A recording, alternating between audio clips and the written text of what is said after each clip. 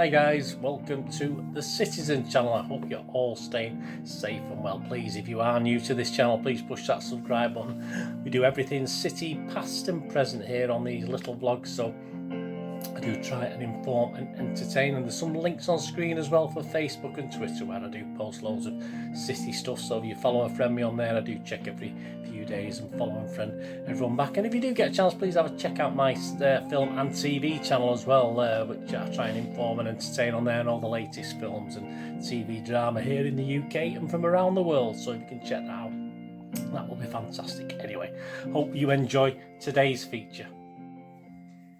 Welcome, how are you? Hope you're all okay.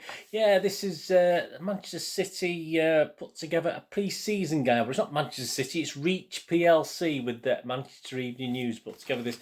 I think you have to actually subscribe to it or go on the Manchester Evening News website. I don't think you could get it through shops or anything like that. So they put this little thing together, which obviously inspired me to sort of have a flick through it, have a look at it, but also do my little predictions for the forthcoming 21-22 season. So that'll be interesting, won't it? We'll have a look at that and give my little predictions for every team, not just City, but every team. But of course, special emphasis on City with this. So we're going to have a look through this today.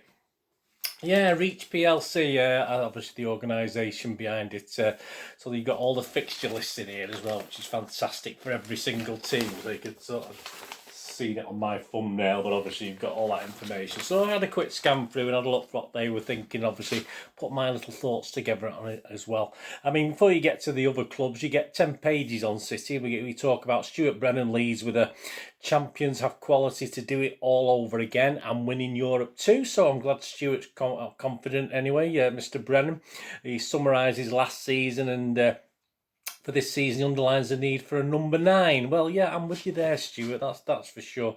Simon Pekowski's features. He gives his views as a journalist reporting. It's a hard life, isn't it? Reporting around the world and around the UK on football and City in particular. But yeah, I nearly felt sorry for him. Not really. No, not. Yeah, I'd love to do that job. Absolutely fantastic. Simon then gives his thoughts on how prepared City are for the new season. Yeah, so as I say, please get on the M.E.N site, and you should probably still buy copies of this, so have a look at that. To finish off the dedicated City stuff, we've got Joe Bray. Looks at the academy, last season's achievements, etc., and what might be to come in the future.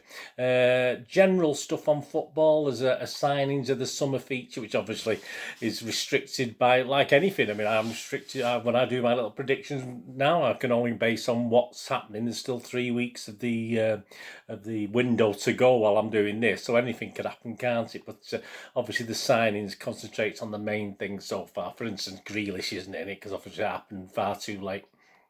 Then it has an item which is good on all 20 managers, so that's nice if you don't know too much about some of the new faces. A piece on all the grounds as well, which is nice, with any sort of little hiccups, bad for transport, etc. So that was a nice thing. I'll be delving into that in my little previews this season as we look around, as we obviously travel around the country. Right, there we go. Now on to the chances. Let's get on. This is part 1, this. We've have to split into 2 parts. We've got 20 teams to get through. I've only tried to summarise it, but obviously there's still a lot to get through. So this is part 1, obviously, of this little look at the 21-22 season. Let's have a look at Arsenal. The bookies make them about 60-1. 60, so that's 60-1 to win the Premiership. So if you put a fiver on that, you'll lose a fiver. But hey, there you go. Yeah, I mean, I'll probably come and slap me in the face all these, won't they, by the end of the season? Hey, but it's only conjecture, isn't it? It's only a little bit of fun trying to think about what's going to happen this season. But 60-1, yeah, if you're an Arsenal fan, have a go. Put a quid on. I said you'll lose it, but put a quid on. No Europe for the first time in 25 years. Currently, the only real ins are Ben White from Brighton, Albert Iokonga from Anderlecht, and Nuno Tavares. There's a great name. He's come from Benfica. They were eighth last season. Can they improve on that? It's going to be tough for Arteta. It could be a make or break season, isn't it? With as far as his credibility with the Arsenal fans, it's perhaps waning a bit after his quite successful first bit of a season, wasn't it? But yeah, they could be in big trouble if they don't start well. My prediction for Arsenal for the season, I'll go for 7th. I think they'll finish 7th, so not great again, but I can't with the strength of the other teams. I can't see them doing much better than that. So my apologies, Arsenal. But please, on all these, let me know what you think as well. There will be a league table at the end, so you can see what my prediction is. But a bit of heart in this as well as head. But hey, there you go. That's what being a football fan is, isn't it? And you know me, I'm usually glass half empty anyway. So it's nice to be positive. Right, on to Aston Villa. Yes, our friends. Obviously, we'll get a nice warm welcome, won't we, at Villa Park, no doubt. 200 to 1 to win the Premier League, so that sounds about right to me. Nothing wrong with that. I've been spending the dosh, but obviously they lost the talisman now, haven't they, to us? But I don't think that's a bad thing. I think they'll go on from that. I don't think it'll harm them that much, to be honest with you. There's always life after these players go, isn't there? Of course there is. Who they brought in generally? I mean, I'm not going to look at the outs. It's just the ins, really. Emiliano Buendia, he cost about 35 million quid from Norwich. Ashley Young, they brought in from Inter Milan. There you go, on a free. Leon Bailey, 29 million from Bayer Leverkusen. Danny Ings, 32 million. So as I said, this is why I don't think they'll miss Grealish particularly. I think they've strengthened. I think they've improved the squad. Axel Tuanzebe, is he on loan from United as well? And they've not got a bad fixture list to start off with. It's not too hard for them as they start the league. So they were 11th last season. I think they'll do better. I think they'll do better than that. I don't think they'll get top 6, which is their aim. Obviously, spending the money. I don't think they will get top 6, but I've put them down for 8th. Let me know what you think. Anyway, I put Villa down for finishing 8th in the league. On to Brentford. Yeah, look, Brentford. It's nice to see new faces in, isn't it? In the league after a while. 1,000 to 1 to win the Premier League. So I won't say put a quid on you, lose a quid, but hey, there you go, 1,000. Well, it could be Leicester, couldn't it? You never know. The first of the new boys, of course. I mean, it's brought in, not been prolific in the transfer market at the moment. As I say, it's still 3 weeks to go. Frank Onyeka from Midgetland, wherever it's Fidgetland, whatever it's called. Christopher Atcher has come in from Celtic, and Miles Piet Harris is on a free from Chelsea, obviously, presumably one of their young lads, and my apologies, Miles, I don't know too much about it. They did well last year against Premier teams. I think they beat 3 or 4 Premier League teams in the various cup competitions, obviously probably weakened teams, but I think they've got a very, very, of the 3 that are coming up, I think they've certainly got the best chance of surviving and getting towards mid-table. I'm quite optimistic how far up towards mid-table, I'll say in a second, but they're tougher games are at home as they start. Obviously, they've got some interesting fixtures, but they've got a few tough games at home. So at least with home advantage, it might give them a good start. So I've gone for 15th. So I mean, all right, not mid-table, but 3/4 of the way down. But I think they'll be okay. I think they will be the sort of okay team of the guys who've come up this season. Even though, obviously, as I said, they've not as some of the other teams have had the experience recently of being in the Premiership. So I'll go for 15th for Brentford. Right, Brighton and Hove Albion. Yeah, they're 500 to 1 with the bookies. Not Mwepu has come in from Red Bull Salzburg. And Jel Sherpen from Ajax, so they spent a little bit of money. A big loss, I think, Ben White to Arsenal. Well, that's a bit of a blow to them. Although they've not got a bad start to the season as far as the fixtures are concerned. I think it was far more important for them to add bite to their attack, and I don't think they've done that yet with those 2 guys. I don't think they're forwards they brought in. So nothing spectacular up front. I think that's where they were lacking. Last season they finished 16th. It's hard to think really they're going to do much better based on what we know as at this point in time. Of course, Potter will have them playing the nice football again, but you never know. There might be a little gem there that we've missed that might be able to start putting the ball in the net for them. But I'll go for the same. I'll go for 16th again. I'll go for they'll survive, but only just, and they'll finish 16th because I think they do play some good football, and that might see them through. And as I say, it'd be interesting. They said they've not got a bad start fixture-wise, so they are struggling after the opening few fixtures. Then that could be a problem because they are some of the easier games from. Right, on to Burnley. 1,000 to 1 to win the title. Yeah, this takeover, it took forever, didn't it? It's finally, as far as I can see, it's actually been completed now, but as yet they've not exactly splashed the cash. They brought Nathan Collins in from Stoke for about 13 million. A free for Jacob Bedu from Scunthorpe, and Wayne Hennessy.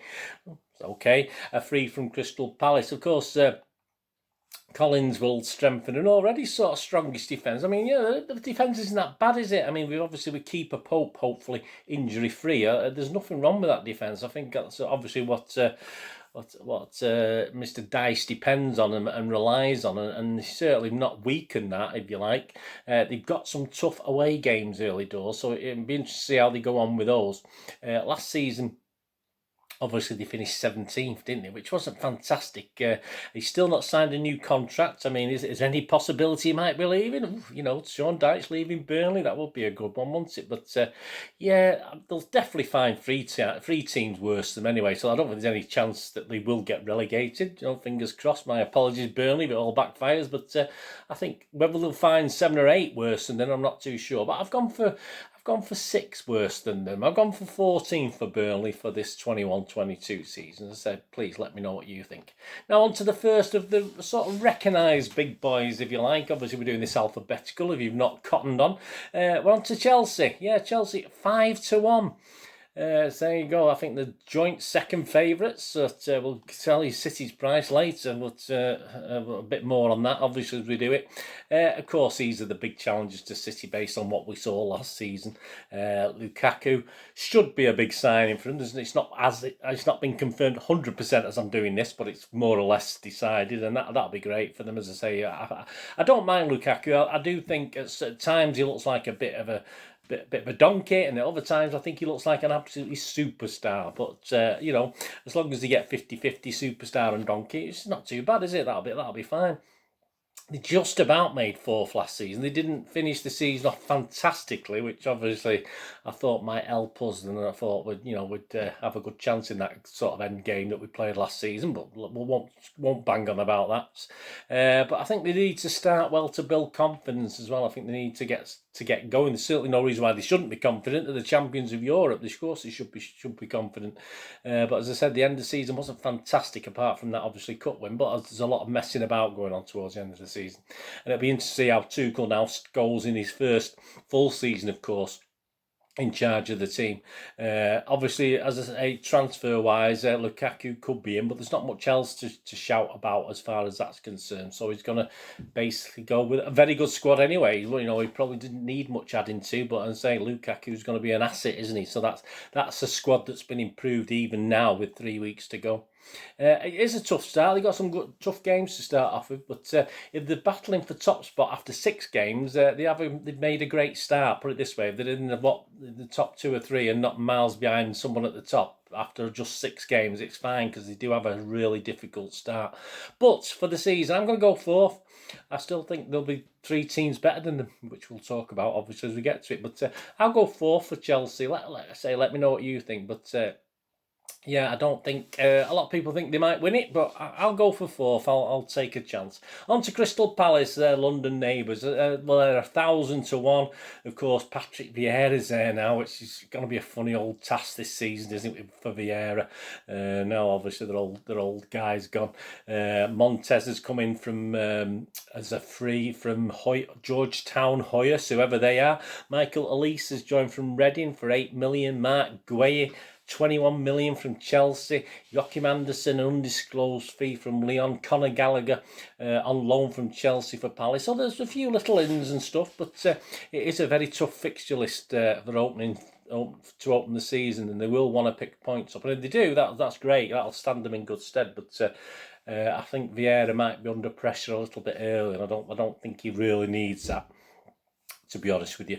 I mean, they finished 14th last season, and it would be hard to see much improvement. And unfortunately, I mean, my thinking is that Vieira might struggle. He may not even last the season, but let's hope he does, and let's hope he goes from strength to strength. But I'm putting Palace in 18th, so I'm putting Palace down for relegation. But hey, we'll see, because they're still not a bad team, and they have added to the squad. They've not lost anyone major so far, so they might be all right. But I'm taking a chance and saying they could get relegated, only because of Vieira's inexperience and the pressure that's going to be on him. Certainly, as I said, if they get through that start with points in the bag and not too bad in the table, then I think they'll be okay. But as at this point in time, I'm going for 18 for Palace. Right, on to Everton. Everton, yeah, 100-1 Everton to win the title. We have, of course, Mr. Benitez in charge now, don't we? Which, as we know, it doesn't always go down well when you've got your your sort of enemies across the road, if you like. It's never worked well for us, has it, when we took on ex-United players or ex-United managers or whatever. We never took on an ex-United manager, but any links with United. So ex-United players have took over.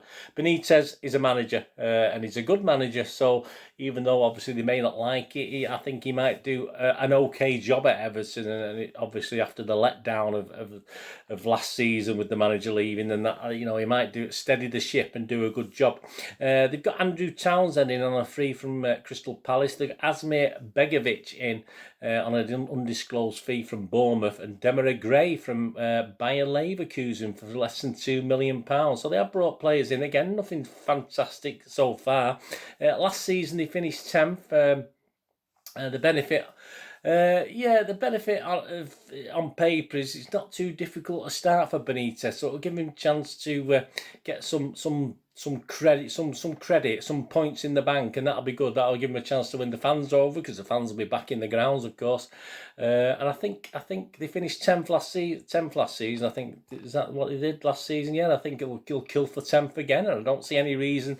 I don't think they'll improve on it much, but again, I think they'll be finished 10th and do a solid job, perhaps with a cup run. You never know, do you? So that's Everton. Right, on to Leeds United. 150 to 1 Leeds United. Of course, Leeds United are confident about the team, and they did the business. They took 4 points off us last season, didn't they? So that was a bit devastating. So if you look to the board and the manager, they're very confident. They're talking about a 55,000 new stadium, and I think Leeds are in the Premiership for a while now. I don't think there's going to be much doubt about that, and that finally they're going to, I think, have a good run. So obviously, so there's no reason why they shouldn't do well this season. I think they finished 9th last season, which perhaps wasn't high as they initially thought. Jack Harrison, of course, has joined them permanently now. Junior Firpo was joined from Barcelona. Christopher Clayson from Valerenga for 1.6 million. Firpo cost 13.5 million. So say confidence is high. I think they should have a good season as well, based on what they did last season. Say they're not, you know, they still have the problems, they still have their inconsistencies, but they've got early meetings with United and Liverpool as well, so that'll give us a guide as to what they're going to do next season. But I don't think they're going to do quite as well next season. I think a little bit of a fallback. So I'm going for 11 for Leeds. As I say, it was obviously 9th this season. I'll go for 11th as far as this season's concerned. But I say, still steady. They'll still be there in the Premiership. Leicester, Leicester. A lot of people fancy Leicester. Certainly that Community Shield win against us. They brought in Patson Daka, who's of course from Red Bull. Salzburg, 27 million. Boubakary Souma from 18 million from Lille, and of course a free Ryan Bertrand, who's sort of obviously they're quite impressed with the fans at the moment. Rodgers has added to already lively squad, hasn't he? And Vardy is reaching the autumn of his years now, but can still do a job as and when. He's nice to have as playing, and then rest him and then play again. And obviously Iheanacho is a little bit inconsistent, but obviously if he carries on, his confidence will grow, you know, after that. Obviously, again, that Community Shield penalty and winning the penalty, etc. So I think Rodgers does have plenty of talent. They're trying to hang on to Maddison, aren't they? And Arsenal, as I'm doing this, but Arsenal are after him. But I think he's got a good enough squad there. I mean, last season they were 5th, weren't they? But the trouble is, I do think that there's going to be 5 teams better this season, even though I do expect them to have a good solid season, perhaps with another cup run or 2 as well. But certainly, definitely top 6. But I am actually going to put them down to 6. But they do have a relatively kind early season start, you know, with fixture lists. So yeah, they do get off to a good start. You might see a little bit more from Leicester City, but I'll go for 6 anyway. And we've got another 10 teams to do, but we'll do that in part 2. So that's the end of part 1. I hope you enjoyed that. Let me know in your comments anyway, and we'll have a look at the next 10 teams, including, of course, ourselves, Manchester City. How are we going to do? Let's see where we're going to finish in the league. Who knows? Well, you'll know soon enough if you watch part 2, but thanks for joining me anyway. What we're going to do the rest of the day, have a great one. Look after yourselves, look after your friends, look after your families. More importantly, let's all look after each other. So we meet here again on the Citizen channel, or perhaps you have a look at my film and TV channel. If you don't have a rest from football, that'd be fantastic. I only ask one thing off you guys, please. Stay safe, Blues. Come on, City. Thanks for watching. Bye for now.